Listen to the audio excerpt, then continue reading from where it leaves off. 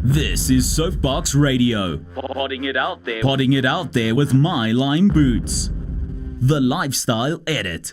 Hey guys, it's Ryan. It's a Thursday afternoon, 4 o'clock in Joburg. It's time for Soapbox Radio. So glad to be back with you guys again today. I'm in the studio for the first time in about 3 weeks. I've been doing a lot of outside broadcasts.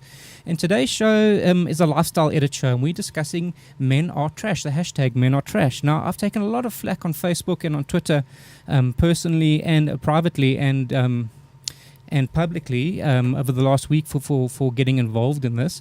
But, you know, it's my belief that it's time to use this hashtag. It's time to talk around this hashtag. So do I believe that all men are trash? Well, obviously not. I don't believe that at all. But if you're listening and if you're partaking in our show today, it means that the hashtag has actually got hold of you. It's got your attention and we've got you thinking.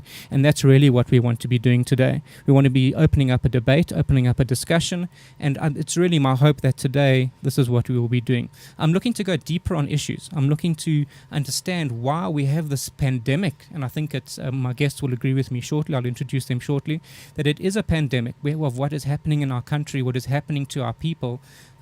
Is a complex set of issues, not just one issue, and we need to be discussing what these complex sets of issues.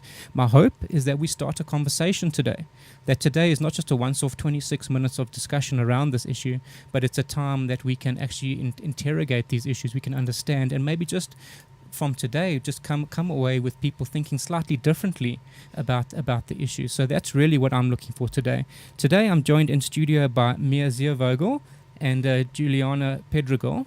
Hi guys. Hello. Good to have you with us. These ladies have been very vocal on Facebook with this whole men are trash issue, and I've been engaging with them, and we've been meeting, we've been discussing, and I just find people who have an opinion are people that I really can relate to, and we want to just start the discussion. So that's what today is about. It's about starting a discussion, and we're going to take you on that journey. You're tuned in to Soapbox Radio. Potting it out there with My Lime Boots. Share your thoughts and be part of the show now. Send a message on Twitter or Facebook at My Lime Boots. Find My Lime Boots on Twitter, Instagram, and Facebook at My Lime Boots, and on YouTube at My Lime Boots Live. Great. So to kick us off, I want to just start with looking at some stats. So today's show, we don't want to be discussing just stats. We want to be discussing the human element behind what we're talking about. But I think to help frame the discussion, I want to start with some stats that I found in a report called Understanding Gender Policy and Gender-Based Violence in South Africa, which was prepared for the Institute of Health and Development Communication. I'm going to just quote a few pieces of information that they included. They start by saying violence against women is widespread. Globally, studies suggest that overall, Africa has some of the highest rates of physical and sexual intimate partner violence and non-partner sexual violence in the world, with 45.6% of women experiencing one or more episodes of any of this violence in their lifetime, compared to a global average of 35%. Similarly, gender and sexual-based violence in South Africa is a widespread and common problem, which is increasing at normalized rates and is underreported. A study conducted by the Medical Research Council in 3 provinces of South Africa showed that 1 in 4 women in the general population have experienced physical violence at some point in their life. I don't know about you, but 1 in 4 is a crazy number. Look around where you sit right now, 1 in 4 women.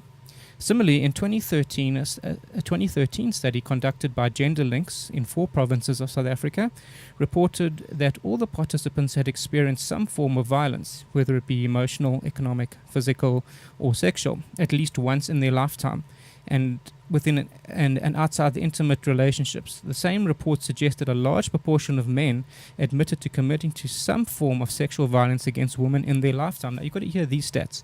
So these are in the provinces, the men who have admitted to committing some sort of violence against women. In Gauteng, we sit at 78%. That just blows my mind. Gauteng, 78%, Limpopo, 48%, Western Cape, 35%, and KZN, 41%. You really just need to take a step back and think about those numbers. Additionally, a national survey on female homicide concluded that a woman is killed every 6 hours by their intimate partner. How many hours have you been awake today? Victims of gender-based violence include men, women, and children. However, there is a general consensus that women and children are disproportionately affected and hence bear the greater burden of such assaults.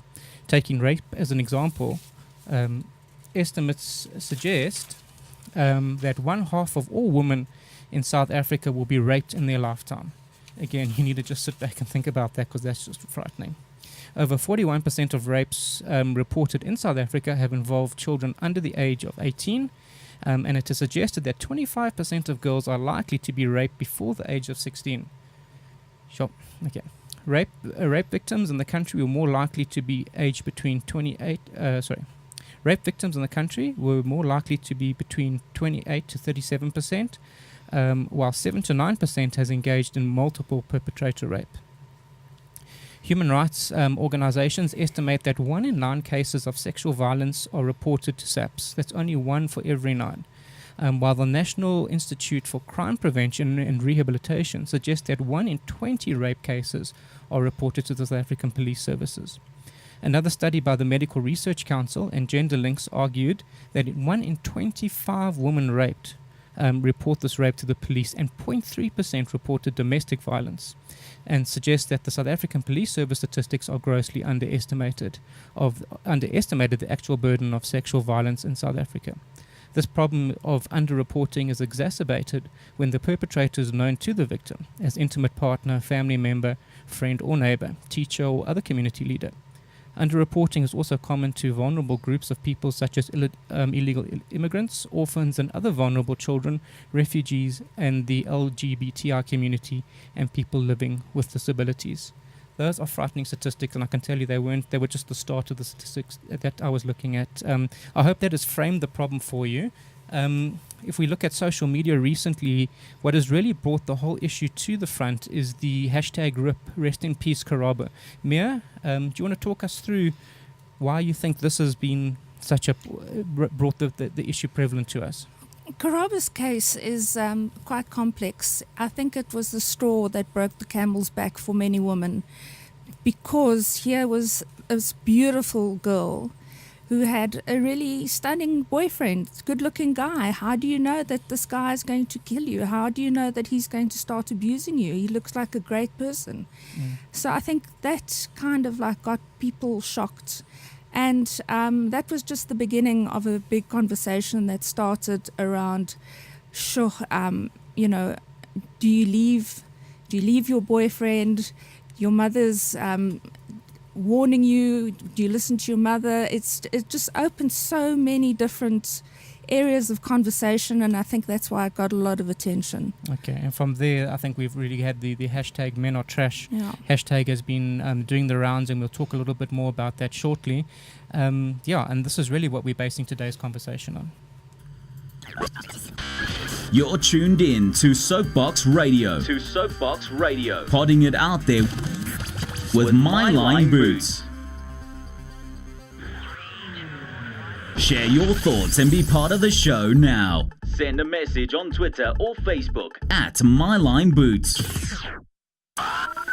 Find My Line Boots on Twitter, Instagram and Facebook at My Line Boots, and on YouTube at My Line Boots Live. Okay, so now that we've clarified and we have framed the problem, let's just understand what exactly gender violence means. Gender violence really is an accumulation of different types of violence, whether they be sexual violence, domestic abuse, child sexual abuse, or sexual harassment. And for many years in this country, we've taken these as women's issues.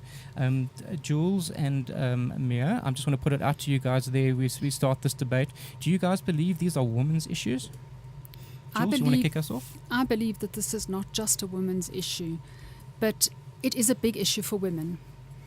Okay. And I also believe that it's not a cultural issue, it is an historical issue, where women were always submissive to their spouses, to their partners, to the men in their families, and men were always in control, if we can put it that way.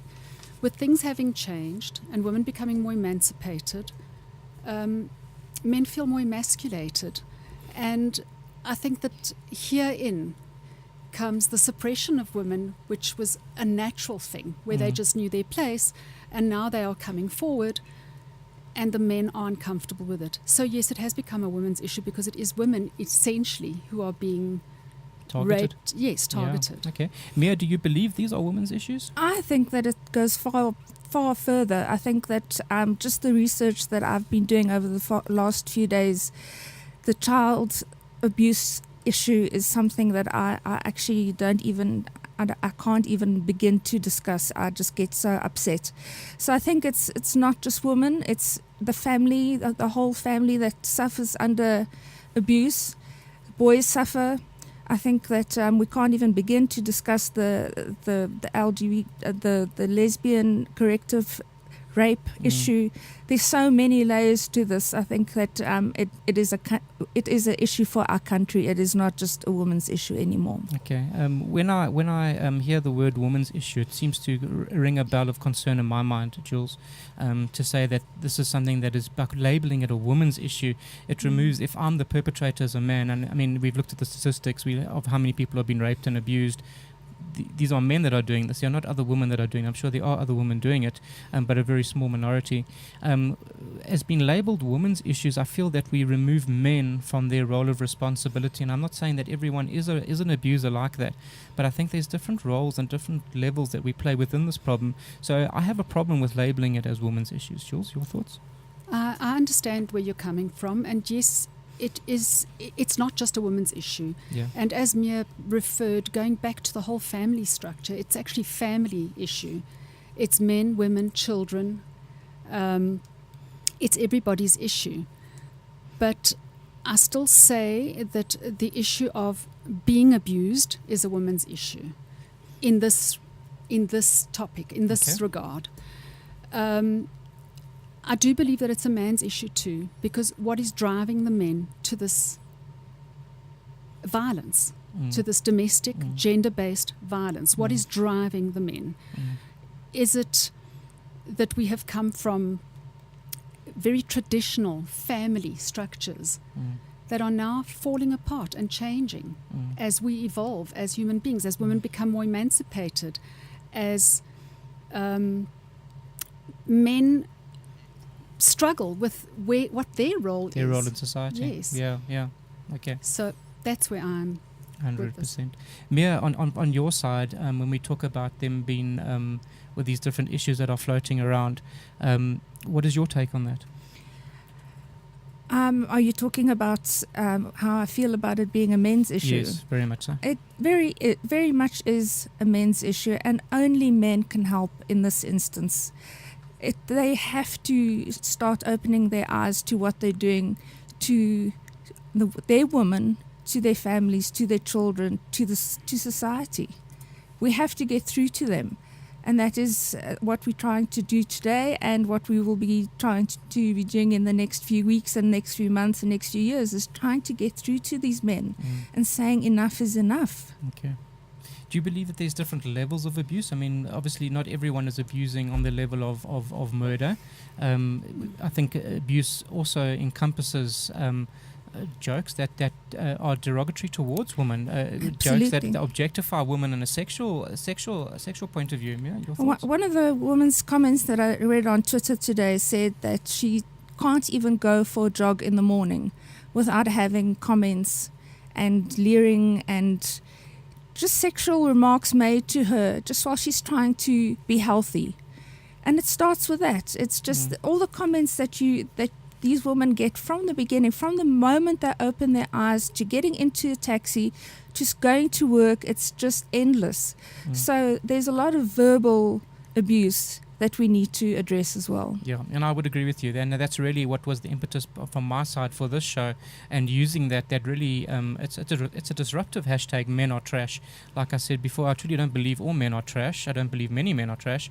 But, just the fact that we are talking about these things and we're discussing different levels of abuse and understanding where maybe we as men fit in on that scale, and I'm hoping that men are listening to us, and I'm hoping that you guys will be sending us your questions on my Facebook and my Twitter, that we can engage with you. But I'm hoping that as much as you are emotive for my use of this hashtag men are trash, that it will make you think differently. Jules, do you think it's time for men to think differently? I do think it's time for men to think differently, and I do think also that out of fear or out of submission, a lot of women have silently given license to these men to deliver what they deem to be compliments, but are actually sexual innuendos, and which boil down to sexual harassment. And women have been afraid to stand up and say, it's not okay. It's not okay. Where's that afraid, or that sense of being afraid coming from, Jules? I think it comes from a very deep-seated historical patriarchy, where men are superior, or are deemed to be superior, and women are taught from a very early age to please their men, to look after their brothers. And to be quiet. Yes, and to be Silent. quiet. Yes. Absolutely. Which I think encourages in a situation where a woman finds herself at the back end of a man's fist one evening, on a Thursday evening, with those thoughts of being quiet, and then encourages this underreporting that we speak about. So coming back to my point, Mia, in terms of it being a broader issue than just women's issues, it's up to all of us. If we understand the situation, we've read the stats and we've moved on. Well, no, we haven't moved on from the stats. We understand the stats, but we're wanting to have a humanitarian discussion this afternoon. So would you agree with me if I say that the solution is an amalgamation of men and women coming together, and it's not just the men who are abusers to get them to think differently. It's about men like me who don't hit anyone, just thinking differently towards a new solution and being part of a new solution. I think also that we need to get through to the police and how these women are treated at the police stations and why they're not reporting it. The abuse that actually takes place at the police station when these women go and try and report it. So it's a police issue as well, which we need to talk about later. There's so many layers to this, but coming back to the hashtag, I just want to add that in the past, like Jules has said, all the women were silenced, and now every woman has got a cell phone. And this is the weapon that we're going to use. And if it takes a hashtag to get attention, then so be it. But it's the first time that a woman feels that she has a place to say what she wants to say. And stand up and say something. And it's interesting that social media has been the big driver behind bringing this issue to the front, with the various hashtags, the most notable one being Men Are Trash, and using these platforms, which obviously haven't been around for that long, and haven't been around for many women in the past to express the situation they find themselves in. So I think, we always negate, and we always look at social media and call it a bad thing. I think this is one of the instances of social media being a good thing and giving women a voice. I'd like to look a little bit more statistics, Mia, when we come back, in terms of that Euros. But yeah, let's take this conversation further. Guys, we want to hear from you. You're tuned in to Soapbox Radio. Podding it out there with My Line Boots. Share your thoughts and be part of the show now. Send a message on Twitter or Facebook at My Line Boots. Find My Line Boots on Twitter, Instagram, and Facebook at My Line Boots, and on YouTube at My Line Boots Live. Great. So I'm joined by Jules and Mia this afternoon in the studio as we discuss the hashtag Men Are Trash, and moving beyond that, looking at the joint responsibility between men and women to understand the severity of the problem with gender-based violence that we have in this country at the moment. In preparing for today's show, Mia sent me some stats and shared with Jules and I some stats, which I'm going to quote you now, Mia, and then I'd like you to talk us through them, which Mia found on Wikipedia. South Africa has the highest rate of rapes in the world, one every 26 seconds. 1 in 10 is a girl under the age of 10 years old. 1 child is raped every 3 minutes. And 10 lesbian women are raped in Cape Town every week as part of what Mia's already mentioned, this corrective rape syndrome that we find. Over the last decades, this whole situation has worsened by something like 400%. Mia, where is this all coming from? You mean, where did my stats come from? No. Where's the impetus for these, that results in these stats coming from? I was just gobsmacked going through all the stats for last few days. I've been in tears. I've just been completely, your mind just cannot actually take it all in. And I actually feel so bad that we've left it for so long, and that we've left our sisters with this for so long. It's been going on for 10 years and more. Yeah. Just with the children's stats, I mean that just you can't even get your head around it. So the stats are frightening, and I think that it is a wake-up call for the country. Sure. Jules, you brought up the issue of patriarchy earlier. How do you feel the issue of patriarchy results today in today's society in a man causing, and it may not be the murder of his wife or his girlfriend or his lover, whatever it may be. It may just be the slight slap or whatever it may be. How do you feel that plays into the situation? I'll use an example that I feel is the perfect example. Mia and I attended a talk last week where a young woman stood up and said, why are men still paying lobola for us? And the lobola is a dowry, a payment that is paid by the husband, the future husband, to the father, and it institutes a transaction, a transfer of ownership over that of woman. that girl from her father to a husband. That patriarchy is so deeply entrenched, and so that it does impact, because now the man owns this woman, so he can do what he wishes with her. The father owned the child. Incest is rife. Incest is rife. Very much so. So, the husband is taking over the duties that the father had over, and the ownership of this human being. So I believe that patriarchy is a very big factor, and it's not just a cultural thing. I was going to raise that point with you. I don't think it's only prevalent in cultures that have the boiler system. I think it's prevalent in cultures almost irrelevant. I think patriarchy is a universal thing. It's not a cultural thing. But it was a very good example to explain how powerful patriarchy is and how it dictates a lot of the perception of women in men's eyes. 100%. And I think that's exactly why a lot of men are reacting so negatively and so vehemently to this hashtag men are trash. And I'd like to see your thoughts on this. That men are reacting to the use of this hashtag and saying, but we're not the perpetrators, and we're not killing people and leaving them at their desk for 2 weeks. But as we said, there's a broad spectrum of issues. There's a broad spectrum of abuse that's taking place here. I think that system does flow and does work into that, yeah? I think, I've been just so surprised by the responses that I've had on Facebook, and I've been quite active for the last 10 days on Facebook especially. And I've just been so surprised by men's responses. What are the responses you find? Very aggressive, incredibly aggressive, won't listen to what we're saying, why we have this hashtag, what we're trying to do. And mansplaining, which is, it's also a part of the patriarchy. It's, trying to explain to women what we're trying to say to them. It's like reversed, now suddenly they have to explain to us what we're feeling. It's just, and that those are just people on my Facebook, which are, normal people. Yeah. And I think that's really the objective behind the three of us getting together when we got together and met previously, and we're having the show today, and we're looking to take this further than that, is that it's understanding that the issue is prevalent at every level. And often we don't, as men, and it's something that I encountered early in my working life as a CA when I was qualifying, going into boardrooms with ladies who were higher qualified than me, who were supposed to be there to lead the meeting, and the men would just ignore them and talk to me as the article clerk. Before that time, if you had have told me that there was such a thing as discrimination against women, I would have said, no, I don't believe that, I haven't seen it. But until you actually see it with your own eyes, you actually understand that there is a problem and something needs to be done about that. And that's what we're trying to do with this hashtag. And the root is the patriarchy. Yeah.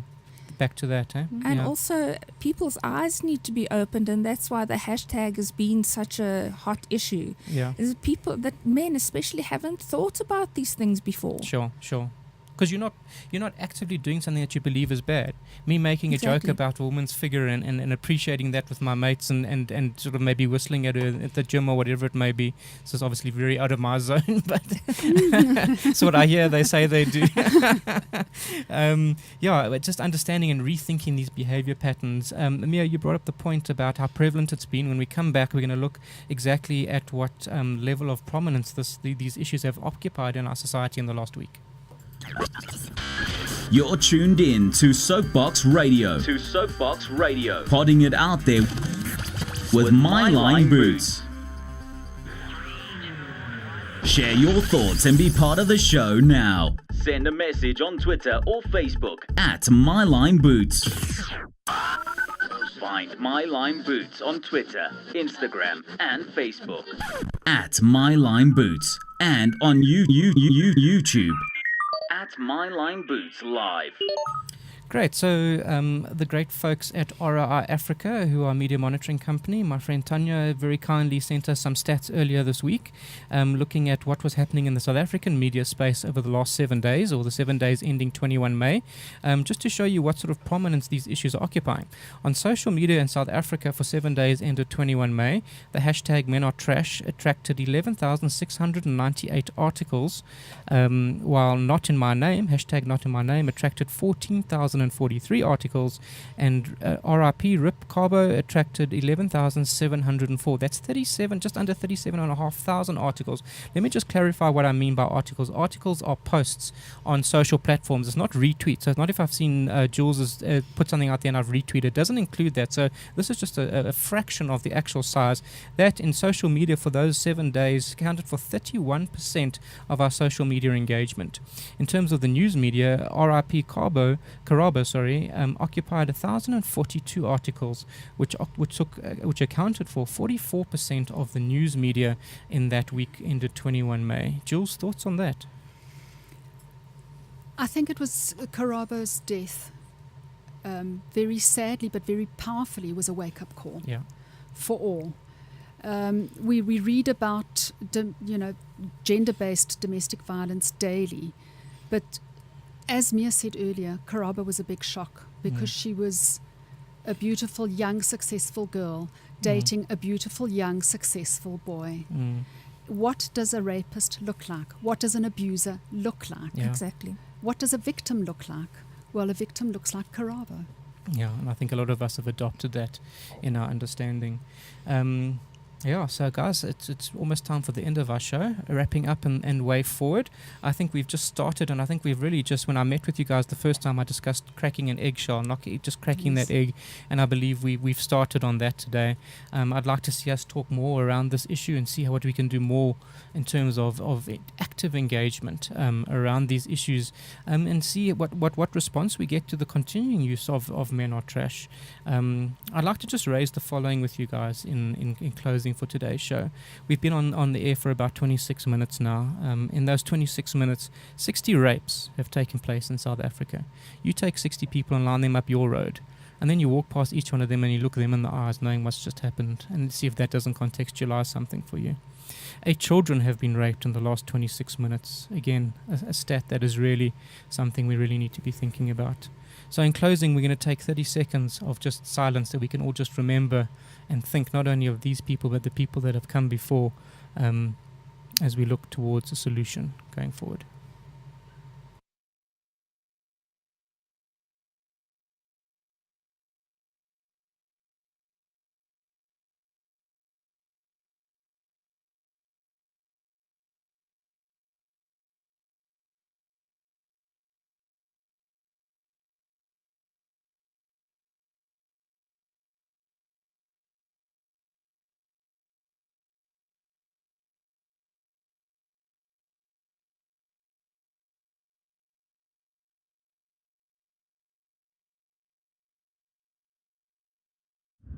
You've been listening to Soapbox Radio, podding it out there with My Line Boots. Find My Line Boots on Twitter, Instagram, and Facebook at My Line Boots, and on YouTube at My Line Boots Live.